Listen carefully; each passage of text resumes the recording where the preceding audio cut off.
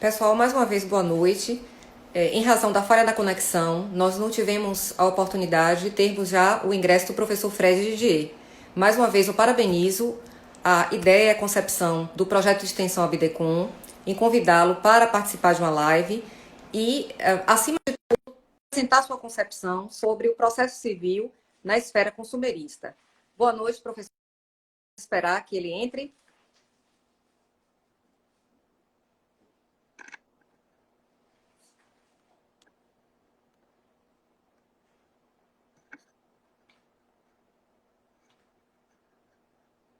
Aguardando ainda, pessoal. Tudo bom, Fred? Como é que vai? Tudo bom, minha cara. Obrigada Tudo bem. pela participação. Os alunos tiveram essa ideia, tá certo? De te convidar, você como professor de processo e pessoa que tem colaborado também com a defesa dos consumidores na esfera coletiva, para que você fale um pouquinho de sua experiência e trate do tema. Estamos aqui ansiosos para te ouvir. Vai ser um. Primeiro, boa noite a todo mundo, boa noite a todos, boa noite a todos, boa noite, minha cara Josiane, prazer revê-la. Mas eu vou ficar falando ou a gente vai ficar conversando? Olha, na realidade, foi uma ideia dos alunos da própria Faculdade de Direito da UFBA, para que você apresentasse sua concepção sobre processo civil e defesa dos consumidores, mas eu posso também te fazer algumas perguntas e apresentar algumas considerações. Mas, na realidade, os alunos querem ouvir sua visão geral sobre como é que está a situação do processo civil, sobre a ótica coletiva, individual e a defesa dos consumidores. Seja Tá bem-vindo, é bom. um prazer. Obrigado. Eu vou fazer algumas considerações, né, gerais, e aí depois passo para você, você faz perguntas para mim e aí a gente vai nesse bate-papo. A sua experiência no contencioso consumerista é muito grande, né? Muito grande e certamente vai enriquecer bastante. Mas eu vou falar um pouco sobre. Veja, a tutela do consumidor no Brasil, tutela processual, né? Ela se diferenciou a partir do CDC, porque até então os consumidores eles iam ao judiciário e obtinham proteção judicial pelas mesmas regras, submetidos às mesmas regras para qualquer outro tipo de litígio não penal. Os litígios não penais, de um modo geral, vão chamar de litígios cíveis. Com o CDC de 1990, que completa agora 30 anos, né, algumas novidades em matéria processual para os casos de consumo surgiram, tornando a tutela judicial dos consumidores uma tutela até então diferenciada. E eu destaco a previsão da inversão do ônus da prova no artigo 6º, inciso 8 do CDC, que expressamente previu uma possibilidade de o juiz, num caso de consumo, redistribuir o ônus da prova em favor do consumidor, sempre em favor do consumidor, nos casos de verossimilhança de suas alegações e de ele sendo vulnerável. Essa previsão, que é revolucionária e marcante, histórica, porque ela colocava no sistema brasileiro uma possibilidade de o juiz ajustar uma regra geral, que era a regra do ônus da prova, o ônus é de quem alega, ajustar essa regra geral, tendo em vista a peculiaridade do tipo de conflito, no caso, a vulnerabilidade do consumidor. Então, aí é um embrião do que veio a ser o que está hoje no CPC, que é a distribuição dinâmica do ônus da prova, prevista no artigo 373 do CPC, agora de forma geral. Quer dizer, aquilo que antes era só em favor do consumidor e preenchidos os pressupostos do CDC, se generalizou para qualquer causa. Então, imagine a revolução que foi isso. Em 1990, você dá esse tipo de tutela diferenciada para o consumidor. Um marco realmente histórico na evolução do direito processual brasileiro.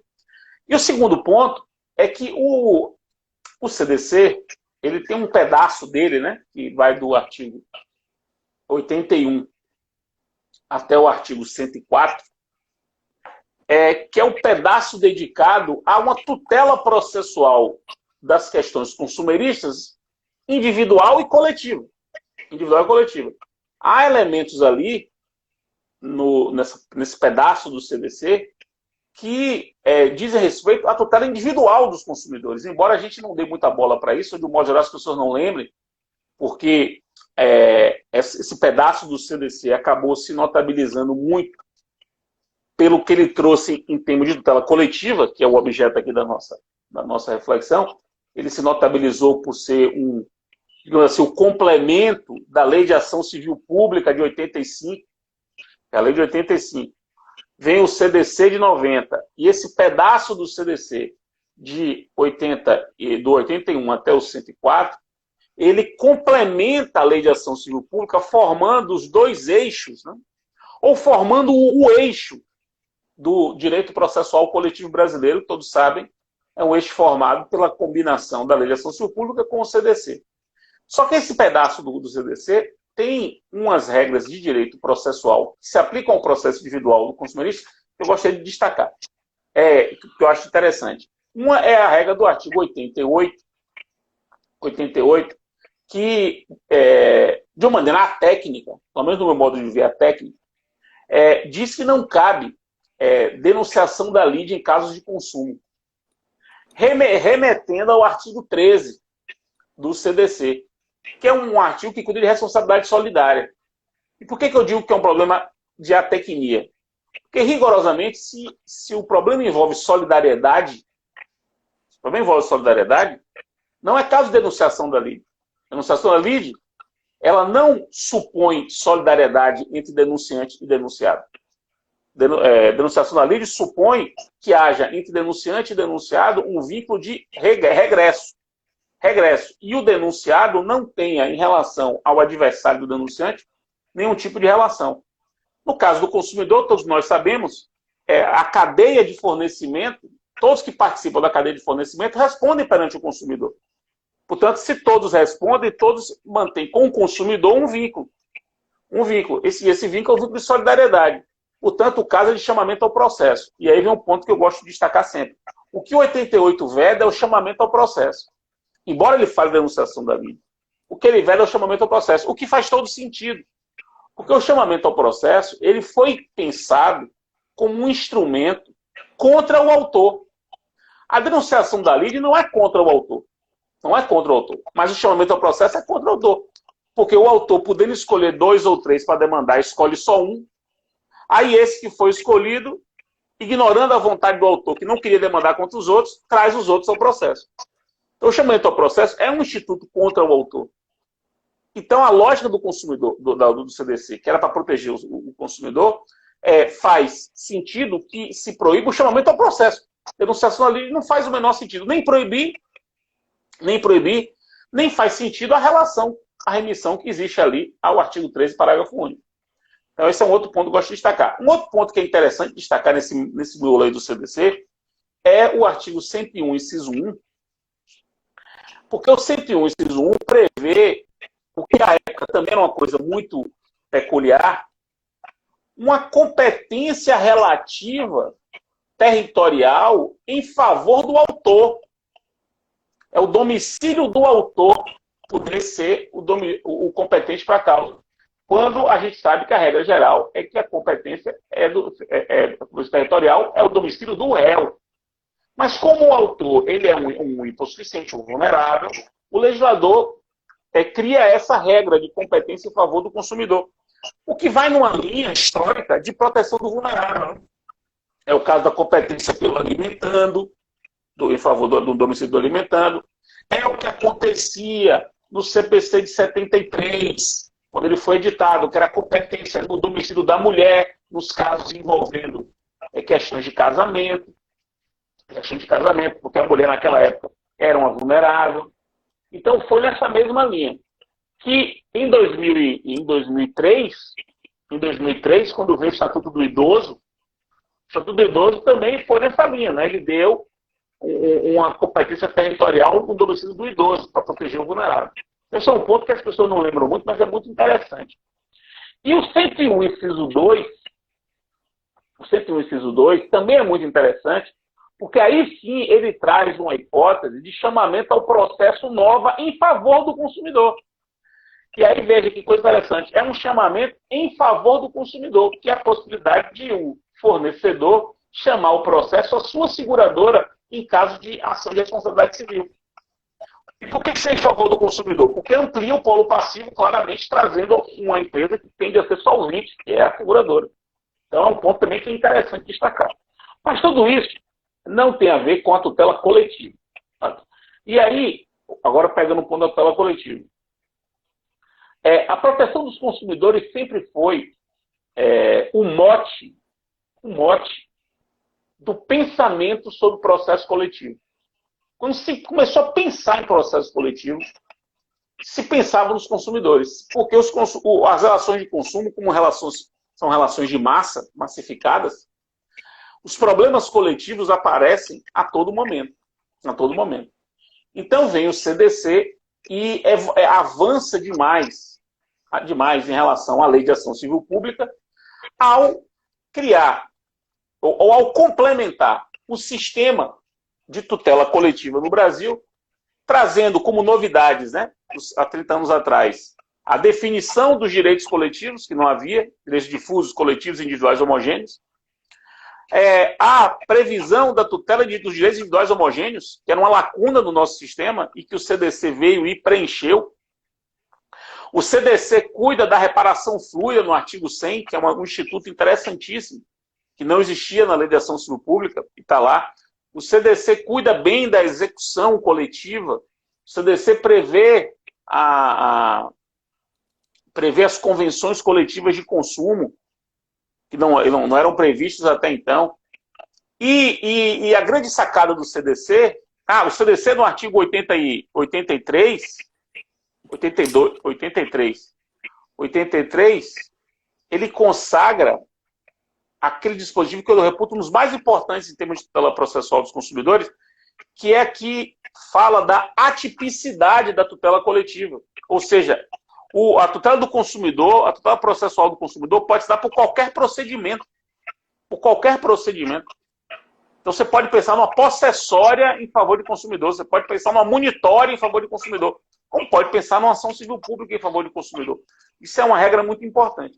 Mas o mais interessante disso tudo, olhando 30 anos para trás, é perceber que o CDC, quem elaborou o CDC, teve a inteligência de fazer com que essas regras não fossem exclusivas para a tutela dos consumidores.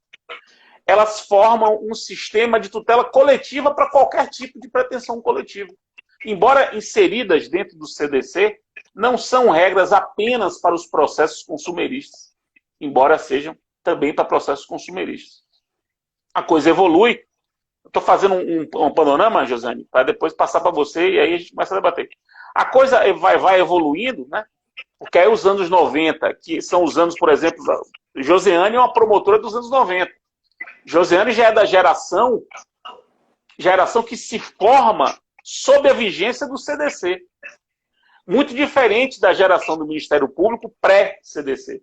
Então já é uma geração que dá sentido e concretude não só ao CDC, como ao próprio sistema de tutela coletiva no Brasil, que vinha engateando com a Lei de Ação Civil Pública, porque até então o MP era muito ligado à tutela penal, e no âmbito civil cuidava de casamento, de interdição, era uma atuação mais subsidiária, mas o grande papel do MP era um papel penal.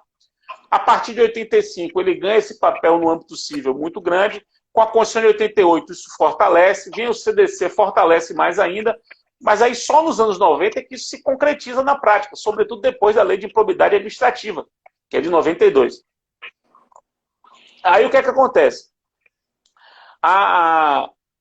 O processo coletivo começa a se desenvolver no Brasil e o espaço da tutela consumerista é o espaço dos mais utilizados para o processo coletivo, vai se desenvolvendo, criam-se os juizados especiais, e aí se tira dos juizados especiais a tutela coletiva, os juizados especiais só a tutela individual do consumidor. A coisa vai se transformando até que se começam a desenvolver no Brasil as técnicas de julgamento de casos repetitivos. Julgamento de casos repetitivos, que é um outro modelo de processo coletivo, distinto do modelo das ações coletivas. O modelo das ações coletivas é esse modelo, construído pela Lei de Ação Civil Pública e pelo CDC, em que você tem os legitimados, sobretudo o Ministério Público, que proporá uma ação coletiva, pedindo, fazendo um determinado pedido, vai produzir coisa julgada e pode beneficiar as vítimas, os membros do grupo. O julgamento de casos repetitivos é uma outra forma de você tutelar coletivamente, que não é pela ação coletiva. Veja que você tem uma diferença quanto aos legitimados para pedir, é um número muito maior dos que podem suscitar um julgamento de caso repetitivo. Você tem a diferença quanto ao resultado. O julgamento de casos repetitivos fixa uma tese. Uma tese. É como se fosse um precedente obrigatório. Não é a coisa julgada coletiva, é um precedente obrigatório. Então, é uma outra forma de você poder obter tutela coletiva, inclusive em favor do consumidor. É diferente da ação coletiva, embora possam se combinar. Pode haver uma combinação entre elas. Até chegar o CPC novo, que não só desenvolve o julgamento de casos repetitivos, sobretudo pelo IRDR, né, Incidente de Resolução de Demandas Repetitivas, como também o Código Novo traz a figura, que é uma figura inexplorada ainda, mas que é muito importante, que é a figura da centralização de processos repetitivos, prevista no 69, parágrafo 2º do CPC. 69, parágrafo 2º do CPC. Essa figura da centralização de processos repetitivos é também um modelo de tutela coletiva, que não é ação coletiva, não é julgamento de casos repetitivos, é uma centralização dos processos repetitivos em uma determinada vara, determinado juízo, só que é uma centralização feita por ato de cooperação judiciária. Ou seja, os juízos, eles deliberam que determinado tipo de causa repetitiva vai ficar em uma vara. O que pode ser causa repetitiva, e aí é uma grande peculiaridade, José, porque esses processos repetitivos podem ser processos repetitivos apenas pela sua questão fática, sem que haja uma repetição de questão jurídica. Ou seja, um mesmo fato que está sendo discutido em vários processos, mesmo que a tese jurídica seja outra. Então, você pode, por exemplo, centralizar a solução da questão fática, que é comum. Centralizar a solução de uma questão de direito, que é comum. Isso por cooperação judiciária. Isso é um instituto novo, que está se desenvolvendo bastante. Se chama cooperação, que é a centralização de processos repetitivos por cooperação judiciária. Por cooperação judiciária. O CNJ está de olho nisso e deve, esse ano, muito provavelmente em agosto, editar uma resolução para disciplinar a cooperação judiciária do artigo 69. E aí o sistema da tutela coletiva dos consumidores no Brasil, portanto, é um sistema que envolve ações coletivas, Lei de Ação Civil Pública e CDC, julgamento de casos repetitivos, IRDR, recursos repetitivos no STJ, no Supremo, regulado pelo CPC, e a centralização de processos repetitivos, que é um ato de cooperação judiciária previsto no artigo 69, parágrafo 2º do CPC. Está aí feito o panorama, falei muito. Agora é com você, minha querida. Pronto, Fred. Obrigada. Eu gostaria de tecer alguns comentários. Eu sei que você foi bastante expressivo e direto, mas talvez eu veja aqui alguns alunos perguntando alguns aspectos com relação a exemplos sobre processo coletivo. Então, é importante que eles saibam que a ação civil pública no Brasil só pode ser proposta por legitimados que estão elencados no Código de Defesa do Consumidor, no artigo 82, e também na Lei da Ação Civil Pública. Então, muita gente pergunta, uma pessoa sozinha pode propor uma ação coletiva? Essa pessoa não pode. Então, nós temos o Ministério Público, Defensoria Pública, temos também as associações, as fundações, sindicatos, OAB. Ou seja, um sujeito sozinho, ele não pode adentrar com o processo, uma ação que nós chamamos de ação coletiva. Muita gente também pergunta qual é a diferença de ação civil pública para ação coletiva. Hoje, praticamente, na prática, em termos de doutrina, pelo menos consumerista, nós visualizamos que pode ser denominada ação civil pública ou ação coletiva, não há problema. Doutrina mais tradicional, na esfera consumerista, entendia que a ação civil pública seria aquela encetada pelo Ministério Público, com base nos interesses ou direitos coletivos e difusos, não é? Mas pouco importa se é ação civil pública ou ação coletiva, ela só pode ser proposta pelos entes legitimados. Eu acredito que o Código de Defesa do Consumidor ele já está defasado, é uma lei da década de 90. É disso que nós temos lá dentro do Código de Defesa do Consumidor normas sobre processo coletivo que podem ser utilizadas para toda e qualquer espécie de interesse ou direito transindividual e individual homogêneo. Então, se queremos proteger o trabalhador, queremos proteger a natureza, a probidade administrativa ou qualquer outro aspecto que vá além do sujeito, nós temos o CDC e eu acredito que o Brasil deveria ter avançado, deveria ter um código de processo coletivo e o novo código, né, que foi trazido em 2015 pela Lei 13.105, é um código que nasce atrasado. Não é? Eu sei que você, como professor de processo civil e como autoridade no assunto, colaborou com a estrutura do código, mas a resistência é muito grande contra o processo coletivo, principalmente os próprios advogados, né? Porque o advogado, até para ele conseguir ganhar mais, quanto mais ações, milhares de ações ele tiver, melhor. Então, se nós temos um processo coletivo que funciona de forma satisfatória, que funciona a contento, nós vamos ter decisões, ou melhor, uma decisão que vai servir para milhares de consumidores.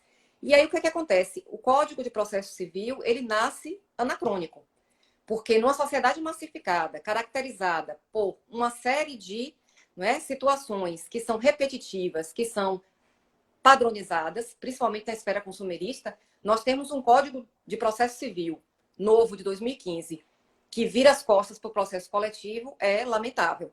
Então, eu gostaria, depois de ouvir, com relação ao veto que foi estabelecido ao artigo 333, não é, do Código de Processo Civil atual, que repetia o que já se encontrava no artigo 7º da Lei 7345 de 85, segundo o qual havia a previsão de que os magistrados, ao tomarem conhecimento de questões que se repetissem, eles deveriam comunicar ou teriam o condão de comunicar ao Ministério Público. E o que hoje nós observamos é a seguinte realidade fática, não só na Bahia, mas também no Brasil. Milhares de ações que se repetem nos juizados, nas varas das relações de consumo, e ações civis públicas ou coletivas que tratam do mesmo objeto e que simplesmente se encontram atravancadas, se arrastando, sem um julgamento devido e adequado. E, na minha concepção, Fred, há uma preocupação muito grande com relação ao incidente de resolução de demandas repetitivas.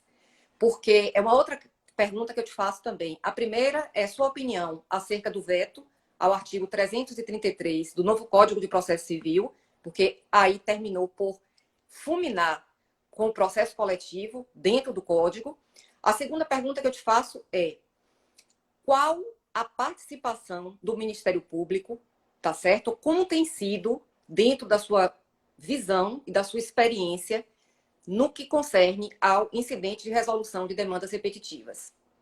Isso é trazido à tona principalmente pelo fato de que nós temos uma preocupação muito grande com os IRDRs, porque eles podem dar origem a precedentes de natureza obrigatória que podem beneficiar os consumidores, mas, lamentavelmente, a tendência é prejudicá-los.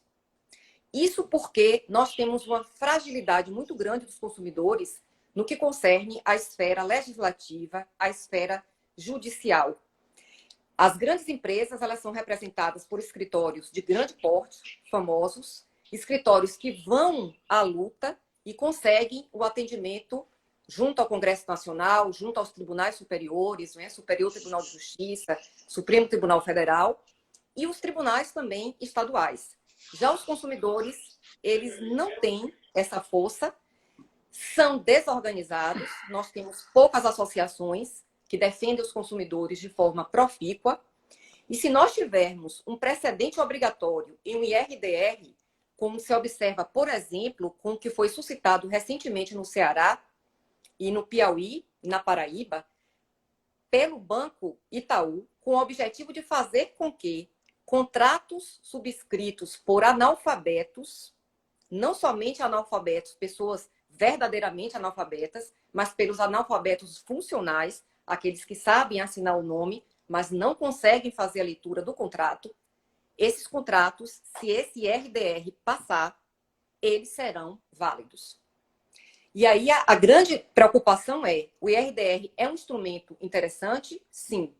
É um instrumento importante, modernizador, que veio para o Brasil, inclusive através de um estudo ou de uma inserção, não é, da produção processual alemã, é interessante. Mas é preciso que nós tenhamos o cuidado devido de observarmos como esses incidentes estão sendo, de fato, não é, instalados, qual a participação do Ministério Público e se nós temos, a terceira pergunta que eu te faço, um dispositivo no novo Código de Processo Civil, que é o artigo 69, parágrafo 2º, que determina um ato de cooperação sobre o aspecto judicial, para que questões de natureza repetitiva sejam concentradas em uma vara, por que que o Brasil não se volta para um processo coletivo sério e nós não temos prioridade para as ações coletivas que são propostas pelos legitimados, não somente pelo Ministério Público, Defensoria Pública, associações e fundações, tá certo? E essas ações civis públicas servissem como instrumento para a catalisação, para a reunião desses processos que se repetem nos juizados e nas varas e que sobrecarregam os magistrados. Lamentavelmente, o que nós observamos no Brasil é que o processo coletivo é uma ficção. Parece que o trabalho feito pelo Ministério Público e pelos demais entes legitimados é um trabalho que não tem um resultado esperado. Nós precisamos ter metas estabelecidas pelo Conselho Nacional de Justiça, pontuando os magistrados para que eles tenham uma produtividade mais elevada ao julgarem as ações coletivas. Ficamos à mercê de uma estrutura judicial morosa, leniente, sobrecarregada, com vários processos idênticos, milhares que se repetem, enquanto muitas vezes nós temos processos coletivos que versam sobre o mesmo tema, que não são julgados com a presteza devida e esperada. Então, eu te faço essas 3 perguntas e eu gostaria de te ouvir. Primeiro, repito, por que do veto ao artigo 333, que repetia o artigo 7º da Lei da Ação Civil Pública, segundo o qual o magistrado, ao tomar conhecimento, avisa ao Ministério Público, né, para que a gente possa adentrar com um feito coletivo. Segunda pergunta é, como estão os IRDRs no Brasil? Quantos, se é do seu conhecimento, já foram suscitados na esfera consumerista? Já foram julgados? Os que foram julgados foram favoráveis aos consumidores? E o terceiro ponto é, artigo 69, parágrafo 2º, cooperação judicial. E por que não processo coletivo com prioridade, reunir milhares de feitos individuais sob a direção de quem? Do Ministério Público? E, para terminar de completar e te devolver a palavra em definitivo, eu afirmo que o processo coletivo no Brasil tanto é uma ficção que nós não temos, no âmbito do Ministério Público, do Conselho Nacional do Ministério Público e do Conselho Nacional de Justiça, nenhuma relação organizada contendo todos os inquéritos civis instaurados no Brasil inteiro, todos os termos de ajustamento de conduta firmados no Brasil inteiro, e muito menos nós temos o controle para verificarmos se uma empresa que está sendo investigada no nosso estado, por exemplo, pelo Ministério Público, se ela está em outro estado também, apesar de termos já determinações no sentido da existência de um cadastro nacional de inquéritos civis, de termos de ajustamento de conduta e de ações civis públicas. Isso não existe. E se eu, promotora de justiça, adentrar com uma ação coletiva ou civil pública contra um fornecedor, muitos magistrados consideram que a prova é insuficiente. porque o Ministério Público teria que fazer um levantamento de todas as demandas individuais repetitivas dos juizados para provar ao magistrado que aquela questão é uma questão de natureza coletiva. Isso porque os juizados já oficiados, todos os magistrados, respondem com a mesma assertiva. Não temos estrutura para realizarmos o levantamento dos feitos idênticos envolvendo determinada empresa. Então, é um brincar de processo coletivo em um país em que não se tem efetividade. É realmente lamentável e esperamos que um dia, quiçá, se a justiça brasileira quiser ser uma justiça célere e satisfatória, que o processo coletivo, de fato, funcione da forma devida, quer seja pela cooperação judicial do artigo 69, parágrafo 2º, já que não temos processo coletivo no âmbito do novo Código de Processo Civil, quer seja através de uma reestruturação do processo civil brasileiro, retirando do Código de Defesa do Consumidor todas as regras sobre processo coletivo, que, no meu entendimento, há uma tecnia muito grande. Isso favorece o Código de Defesa do Consumidor, sim. Eu, como professora, por exemplo, falo algo sobre processo coletivo, mas você, que é autoridade no assunto, sabe perfeitamente que nós deveríamos ter um conjunto integrado, harmônico, de normas sobre processo coletivo e não essa tecnia dentro do CDC. Então, eu lhe agradeço pela participação e te devolvo a palavra para que você possa fazer suas considerações. Obrigado, minha cara. Muito obrigado. Vamos lá. Você colocou muitas questões. Vou fazer algumas considerações iniciais. Depois eu vou responder diretamente as perguntas que você me fez. Na linha do que as pessoas perguntaram em ação coletiva, ação civil pública, eu concordo com você que, no fim das contas, a diferença é pouco relevante, mas só para deixar claro que a ação civil pública é, mais propriamente para mim, um tipo de procedimento. É um procedimento da tutela coletiva, como um mandado de segurança coletivo, como ação de improbidade, como ação popular. A ação civil pública é um outro procedimento. Todas são ações coletivas, porque servem à tutela coletiva.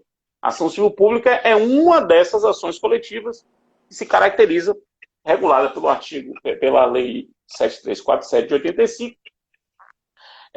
Mas eu concordo que a gente pode chamar tudo de ação coletiva. Eu concordo totalmente com você. Agora, veja que, nesse contexto, um indivíduo pode propor uma ação coletiva, no caso, a ação popular. Ele não pode propor ação civil pública. Só que a ação popular, ela não tem por objeto a tutela do consumidor. Então, a ação popular, como não serve à tutela do consumidor, não cabe aqui na nossa conversa, né?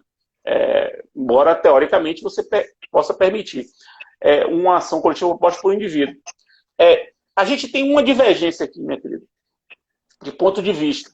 Divergência, eu vou colocar para a gente pensar junto. Você sabe bem, você conhece bem, eu tenho um livro de processo coletivo. Você, inclusive, recomenda para os seus alunos, seus orientandos citam. Esse livro, eu escrevi, a primeira edição dele eu escrevi em 2007. Portanto, totalmente dentro da nossa geração. Como a gente compreendeu a tutela coletiva. Só que quando veio o CPC, eu tive que atualizar o livro, de acordo com o CPC. E me deparei com essa mesma preocupação sua.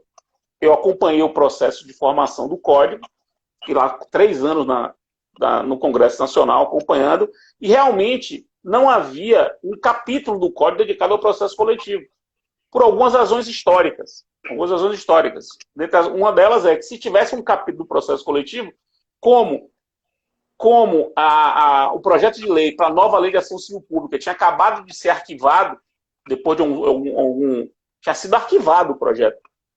O clima no Congresso para uma nova discussão, uma reforma do processo coletivo estava impossível. Então não passaria, o código não avançaria. Então o pessoal pensou em tirar.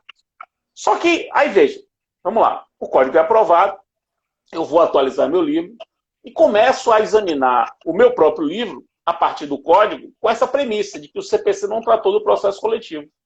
Só que eu vou para o CPC. E aí veja comigo, Josiane. Primeiro, o CPC em nenhum momento, não existe nenhum lugar do código que diz que o código não se aplica ao processo coletivo. Nenhum. O código é um código de processo civil. Processo civil brasileiro. Isso é um ponto importante. É diferente do Código 73. O Código 73, ele foi editado num tempo em que nem havia tutela coletiva no Brasil. Por isso que ele já nasceu só pensando em tutela individual. Basta ver o artigo 6º do CPC 73. Porque naquela época não existia no Brasil tutela coletiva.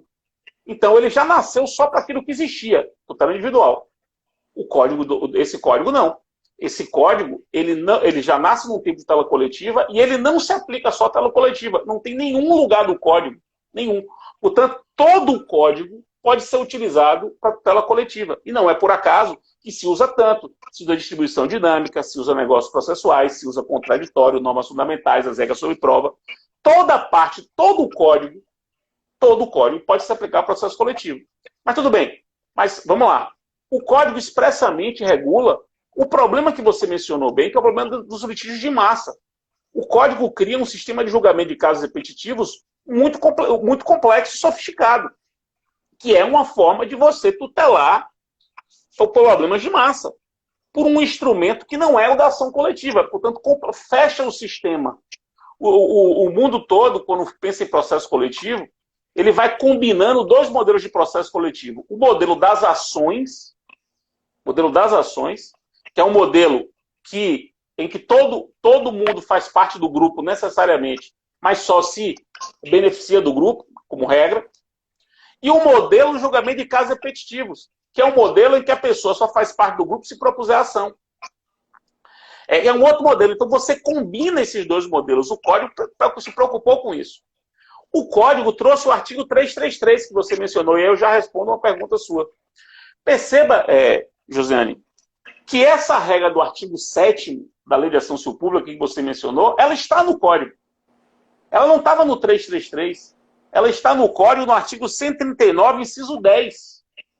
O 139, inciso 10, que cuida dos poderes do juiz, ele diz que é poder do juiz, quando se deparar com diversas demandas individuais repetitivas, oficiar ao Ministério Público, a Defensoria Pública e outros legitimados.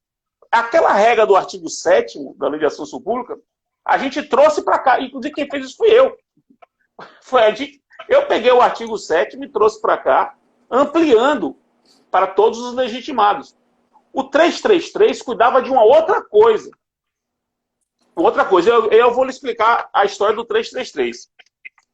O 333 cuida daquilo que o próprio Código chamou de conversão da ação individual em coletiva, no caso de ações pseudo-individuais. O que é uma ação pseudo-individual?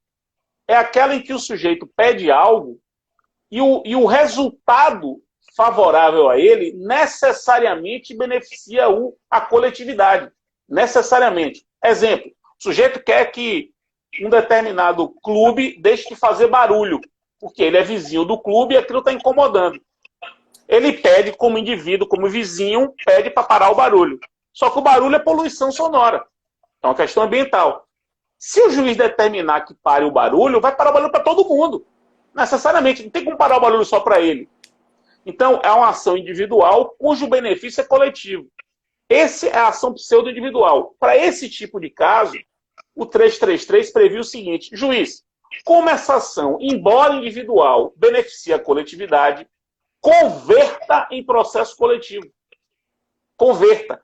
Torne ela coletiva. Para o Ministério Público ir, para ter coisa julgada coletiva, tudo aquilo.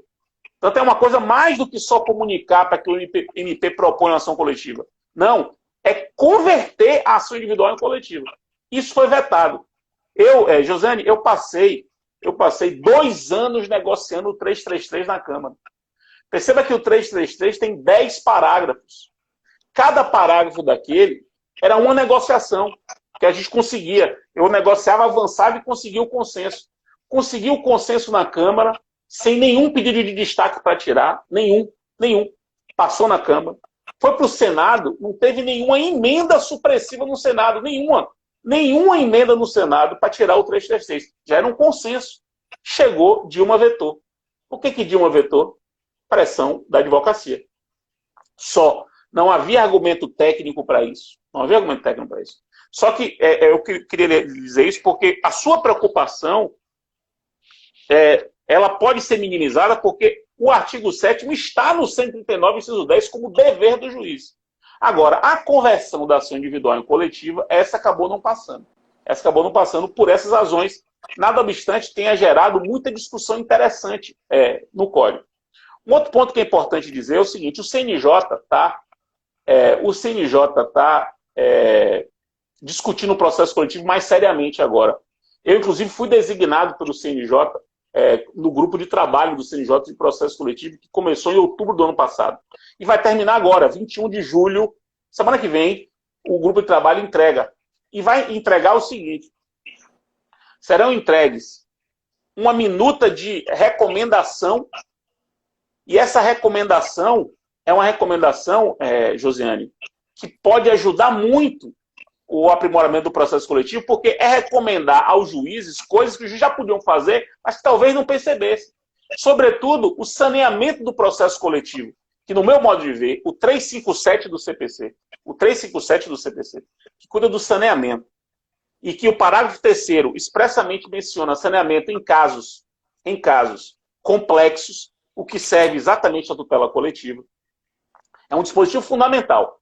Eu, como advogado que sou, e você sabe, eu atuo muito em tutela coletiva, inclusive já atuamos juntos em vários casos, eu sinto que um dos grandes, talvez o maior problema do processo coletivo, da prática no Brasil, seja a falta de uma decisão de organização e saneamento do processo, que delimite qual é o grupo, qual é o membro do grupo, como é que alguém se inclui naquele grupo, a coisa julgada vai beneficiar quem, quais são os poderes de intervenção do amicus curiae, uma série de regras de participação e de definição do objeto litigioso que o juiz poderia fazer com base no 357. Essa recomendação vem com isso.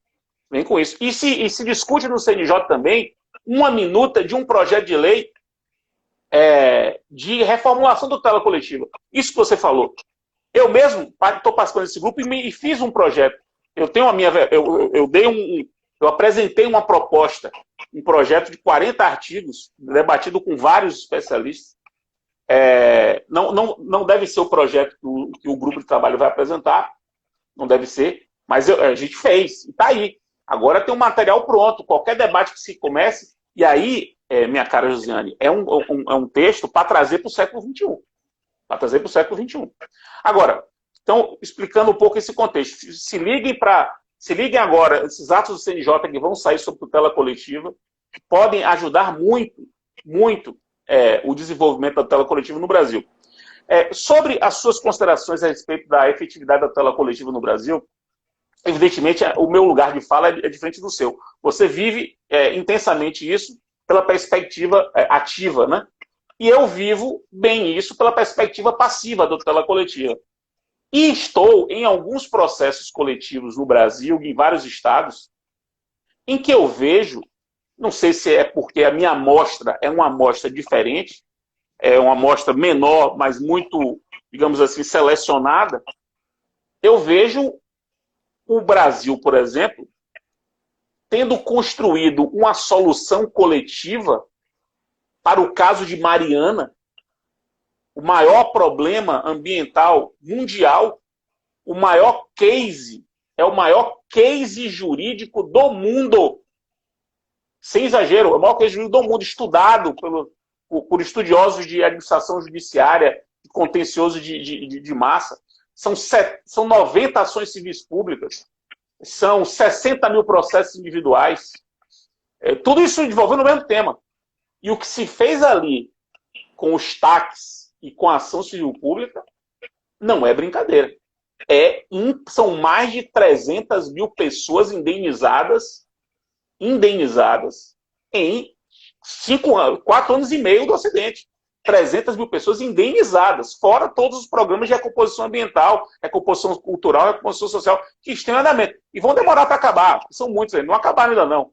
Mas estamos falando do maior problema do mundo, que está sendo administrado pela legislação coletiva brasileira. Os inquéritos civis no Brasil, os compromissos de ajustamento de conduta, resolvem, muito provavelmente, 80% a 90% dos conflitos coletivos no Brasil. Eu mesmo, aqui no Ministério Público da Bahia, e você é um exemplo disso, muito provavelmente o seu índice de compromisso de ajustamento de conduta deve ser altíssimo. Altíssimo. E cada compromisso daquele é um problema coletivo resolvido. É um problema coletivo resolvido. Então, a minha impressão eu sou mais otimista, eu vejo as coisas, eu vejo o copo mais cheio do que mais vazio. Embora eu concorde 100% com você, 100%, que a nossa legislação do processo coletivo poderia hoje ser atualizada. Sobretudo para tratar dos acordos, tem uma resolução, um regramento fraco sobre acordo, um processo coletivo, e regramento nenhum sobre acordo e tutela de direitos individuais homogêneos. A gente não tem nenhuma regulamentação sobre isso. Zero.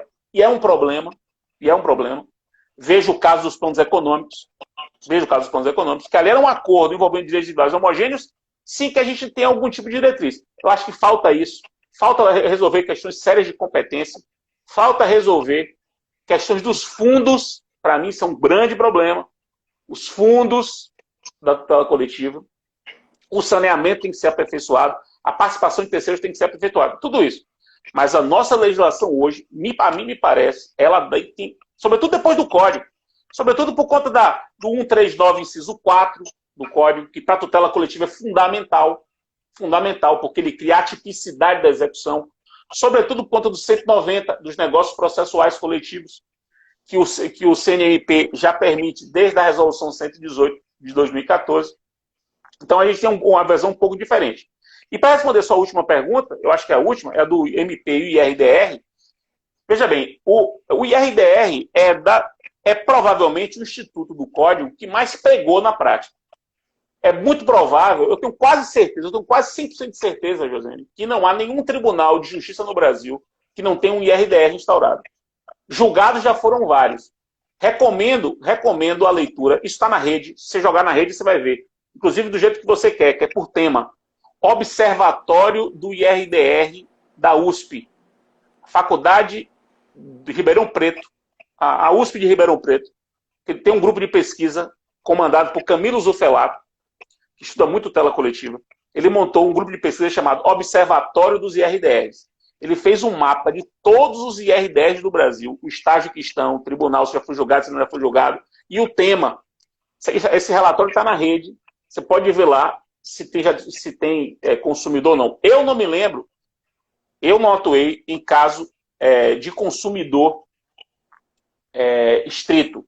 Já vi IRDR em propriedade, já atuei IRDR em propriedade industrial, já vi o IRDR dos casos de Mariana, do acidente de Mariana, né, que está envolvendo o dano à água, o dano pela falta de água.